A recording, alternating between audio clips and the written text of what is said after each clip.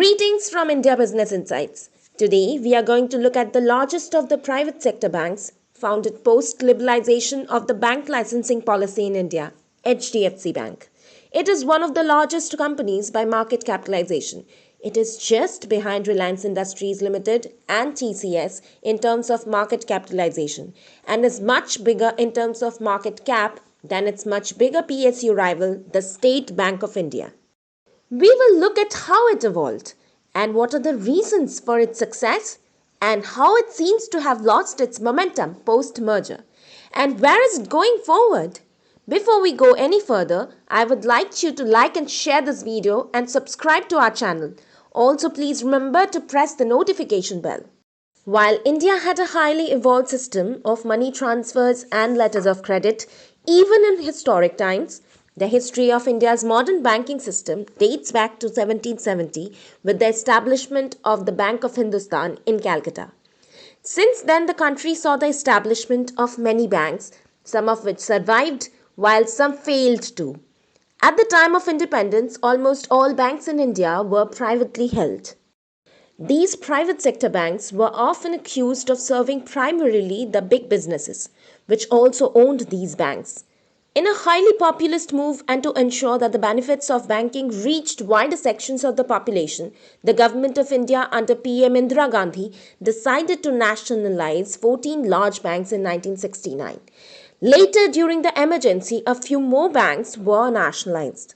Post-nationalization, these banks expanded their branch network all across the country, particularly in rural areas and in previously unbanked regions. Please do let us know, how do you rate the performance of PSU banks with that of the private sector banks? While the general public felt more secure in depositing money in government-owned banks, the nationalized banks became bloated with too many employees. Their working style became increasingly bureaucratic and inefficient, and their unions were against computerization and modern working methods coming up all over the world. There were widespread accusations of corruptions. After the first wave of economic liberalization in the early 90s, so in the mid-90s, the government and RBI decided on allowing new private sector banks. This was intended to bring modern management and efficiency and also promote growth in the economy. On 22nd of January 1993, the Reserve Bank of India released guidelines for issuing licenses for banks in the private sector and granted in-principle approvals to 10 private sector banks. Among all the banks so established, HDFC Bank was amongst the first to receive an in-principle approval from the Reserve Bank of India to set up a bank in 1994. It received its banking license in 1995. HDFC Bank was established as a subsidiary of the Housing Development Finance Corporation.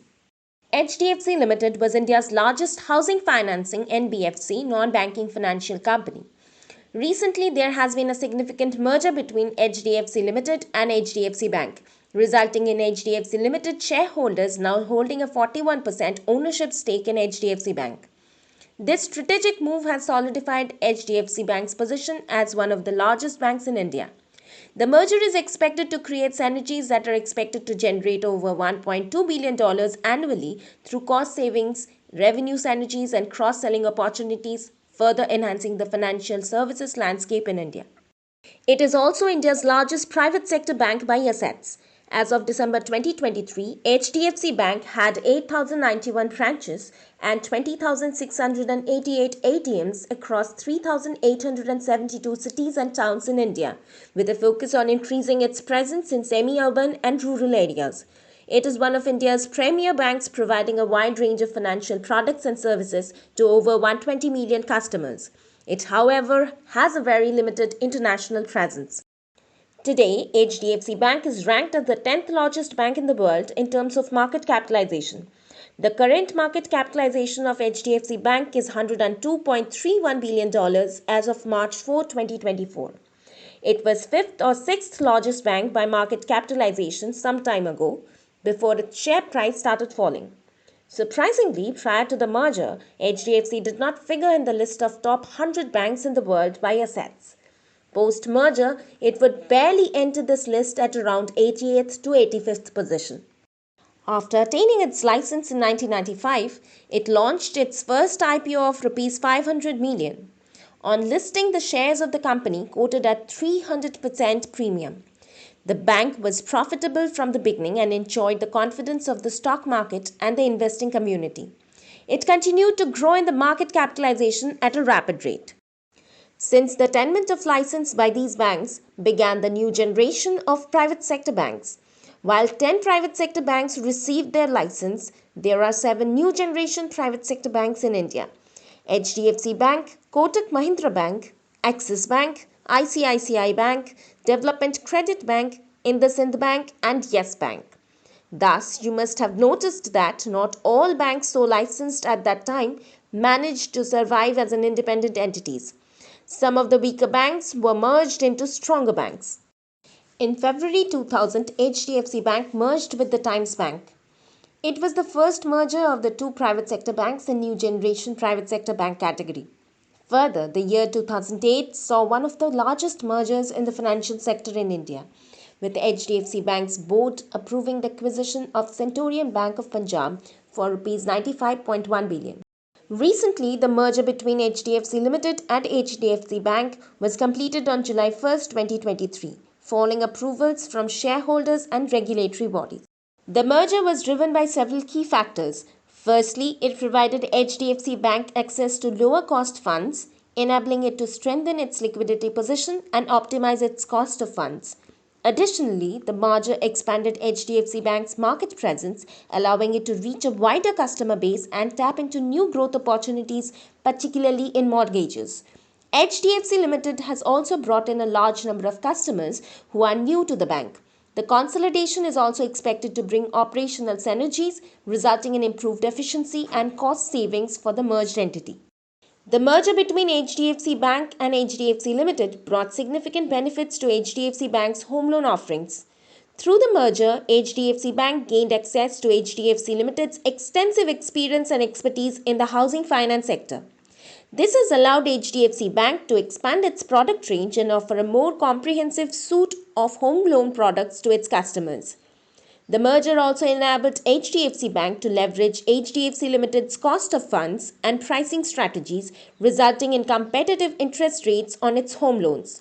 Streamlined applications and approval processes, enhanced customer service, and cross-selling opportunities further improved HDFC Bank's home loans offerings. Under the merger agreement, HDFC Bank became an entirely publicly owned bank, while existing shareholders of HDFC Limited received a 41% ownership stake in HDFC Bank. This ownership structure ensured a fair distribution of benefits among shareholders and aligned the interests of both entities. The merger presented certain challenges, including the integration of branches and employees over a 12 to 18-month period. Additionally, HDFC Bank had to manage the burden of high statutory liquidity ratio (SLRs) and CRRs cash reserve ratios, which are regulatory requirements imposed by the Reserve Bank of India. However, it is expected that the benefits of the merger outweighed these challenges. The stock markets, however, have not seemed to respond positively to this merger. Now let's discuss about the post-merger performance. The bank's net revenue for the quarter ended December 31st, 2023 was Rs 396.1 billion, a 25.8% increase from the previous year. The consolidated profit after tax for the quarter ended December 31st, 2023 was Rs 172.6 billion, up 35.9% from the previous year. The bank has continued to grow at 20% CAGR for the last 25 years and is highly valued for its consistent growth. In the 2 quarters post-merger, HDFC Bank continued to deliver strong loan growth. However, deposit accretion remained weak, which led to a jump in CD ratio at approximately 110%. Utilization of excess liquidity resulted in decline on LCR, liquidity coverage ratio, from 121% to approximately 110% quarter on quarter. Steady margins at 3.4%, treasury gains and tax write-back one time aided earnings growth at 2.5% to Rs 16,372 crore. Asset quality remained steady with GNPA at 1.26%, down 8 bps quarter on quarter, and strong PCR at approximately 75%.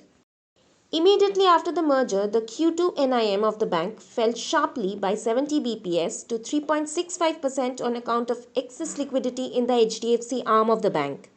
Margins may improve gradually as the bank replaces higher cost deposits of HDFC Limited.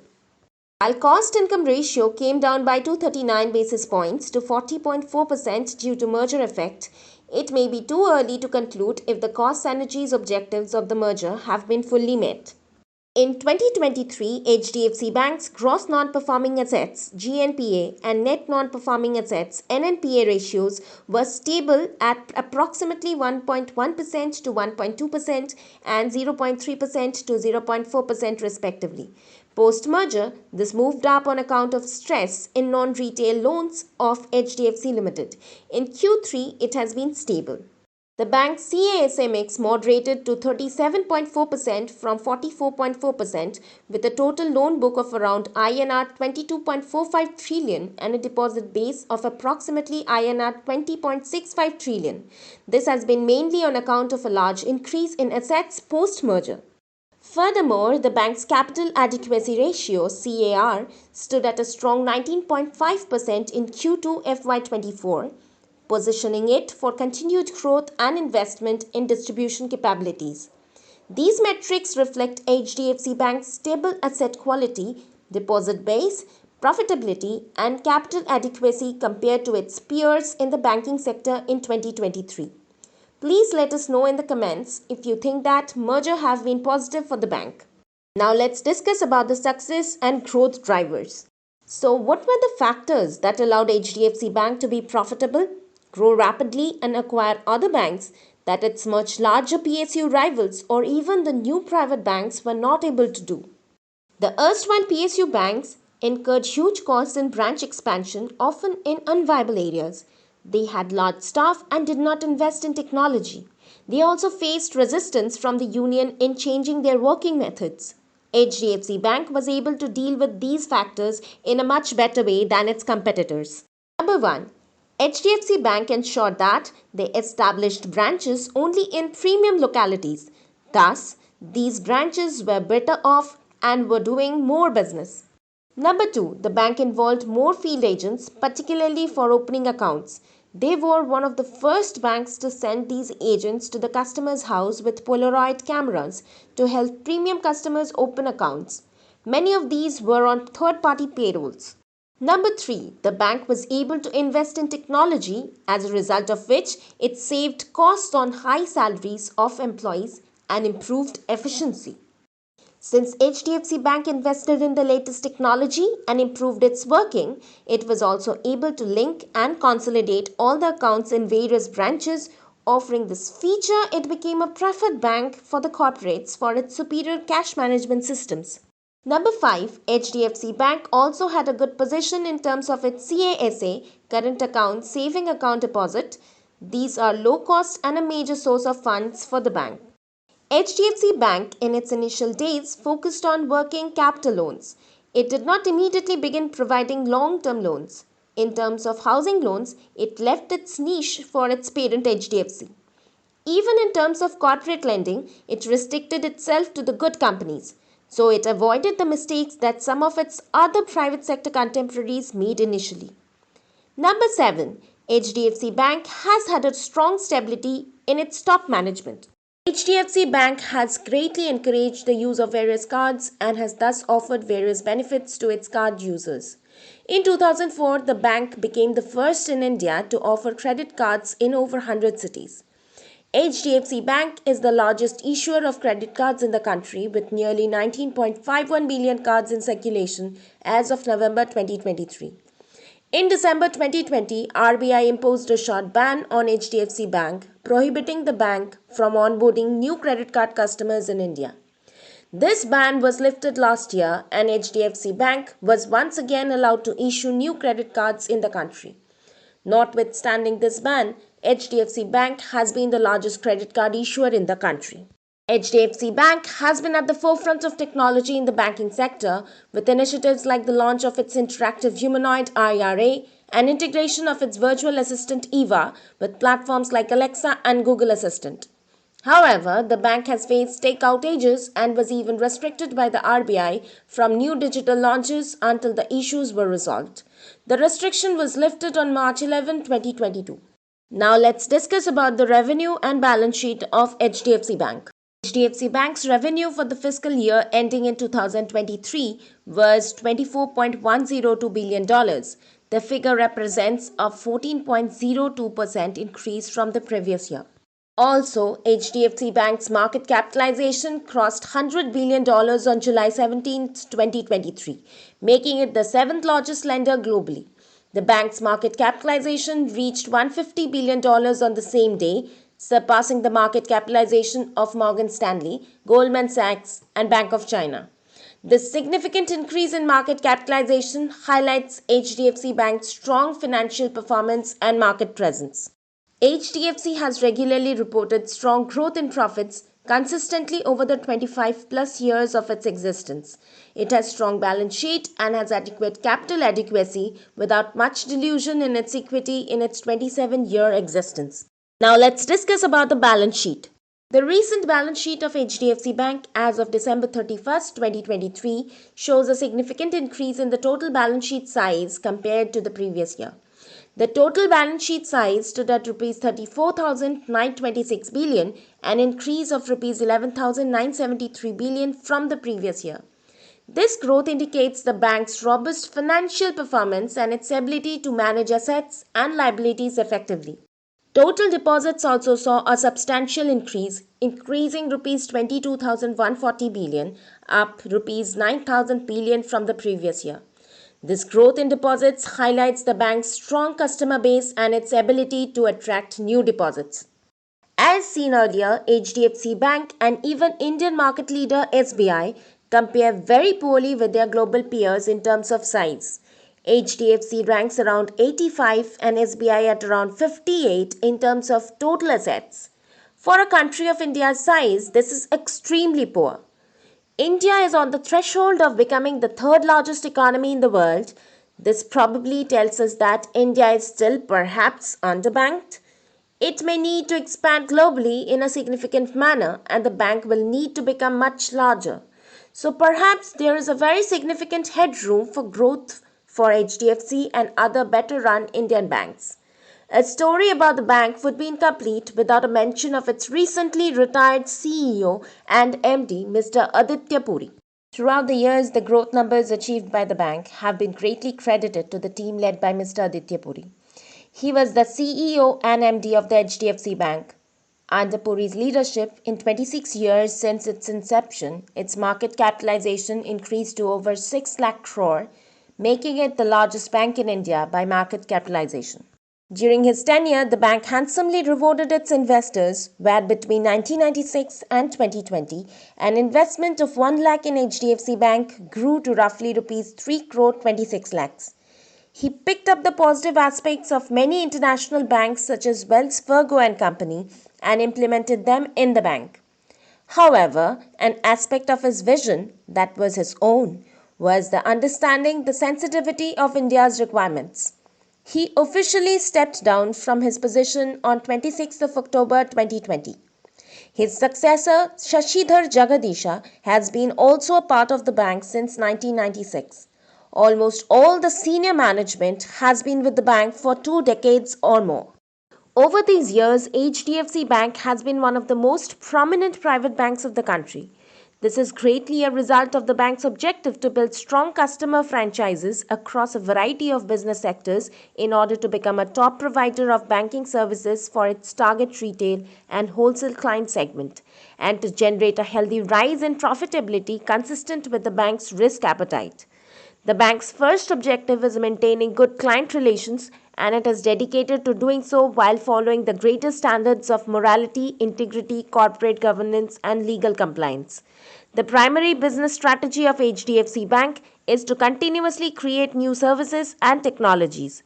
According to the business strategy of HDFC Bank, one can increase its market share in India's developing banking and financial services industry by adhering to a disciplined growth plan that emphasizes quality over quantity and offering top-notch customer services. HDFC Bank has garnered accolades such as Best Private Bank in India at the 2021 Global Private Banking Awards and Best Bank in India at the 2021 Euromoney Awards. It topped the Euromoney Private Banking and Wealth Management Survey 2021 among mass affluent banks. Additionally, it received recognition for corporate social responsibility (CSR) efforts at the first National CSR Awards in 2018. The bank was recognized for its outstanding performance and achievements, winning accolades such as the M&A Deal of the Year award at Mint's India Investment Summit 2023 for the proposed merger of HDFC Limited with HDFC Bank. Additionally, HDFC Bank was honored at the World Branding Awards in 2023, further solidifying its reputation as a top performer in the banking sector. Furthermore, the bank excelled at the Asia Money Best Bank Award 2022, where it secured the top position in categories like Best Domestic Corporate Bank, Best Bank for SMEs, and Best Bank for Diversity and Inclusion in India. These awards highlight HDFC Bank's commitment to excellence, innovation, and customer-centric services, positioning it as a leader in the banking industry.